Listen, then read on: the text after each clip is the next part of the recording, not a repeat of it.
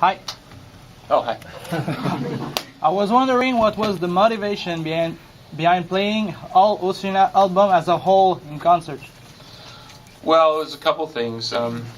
One, we got sick of people asking us to play old Pumpkins albums. In the beginning, when that started, people started doing it. I actually thought it was kind of cool. Mm-hmm. But then I saw all these bands of my generation who didn't have confidence to go out and tour new material. Suddenly were running out to play these old albums. And then it became like an expectation. And if anybody knows anything about me, once you put that kind of expectation on me, I'm just not going there. Because that's just lame. It's not. If you look at it as one band, one album that you like, if you're a fan, you should go. It's not. I'm not saying don't go, but in the whole, in the aggregate, why all of a sudden is alternative music so not important as it once was? Why is rock and roll being relegated to the sidelines where video games? You know, once you lose that fighting spirit to go out and make new music, that's the end. And it's not the end. So. So I appreciate that. So in the beginning we were like, okay, well, why don't we do the opposite? You know, we'll play the new album. If everyone's out playing their old album, we'll play the new album.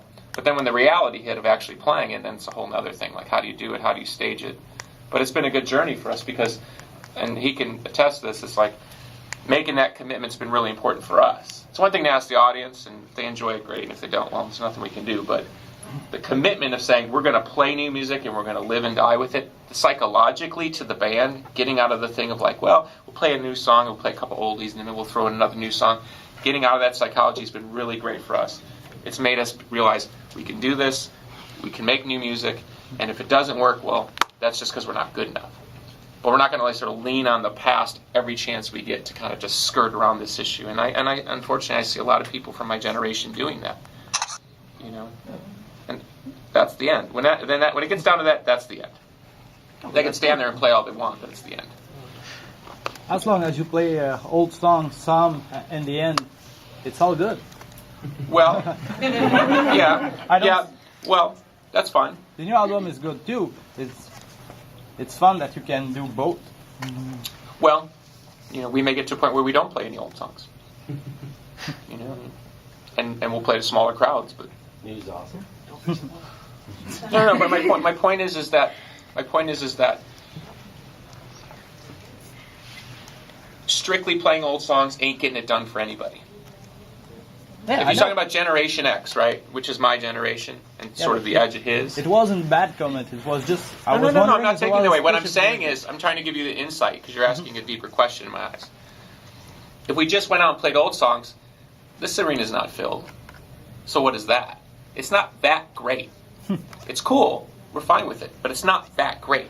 Our thing is just like, look, what do we have to do to be great today? Today. And people say, well, why use the name? Because I want to say, fuck it, bring it on. I'm not afraid of that. Because when I did solo album, there's people out there shouting for fucking Pumpkin songs. So what was the difference?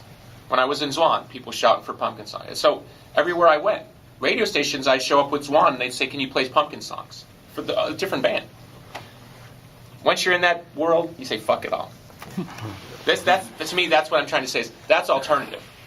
That's alternative. I got here by being alternative, not by being somebody's fucking bitch. Okay? And I'm not saying that's what you're saying. I'm saying is, alternative has lost its way because it was never meant to be a business.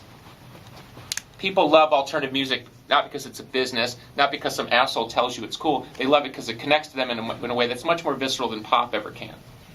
That's why people still idolize Sid Vicious or Johnny Rotten or Neil Young, because they have a fighting spirit. It's the fighting spirit. And this world we live in now, it's about this album or that song. Who gives a shit?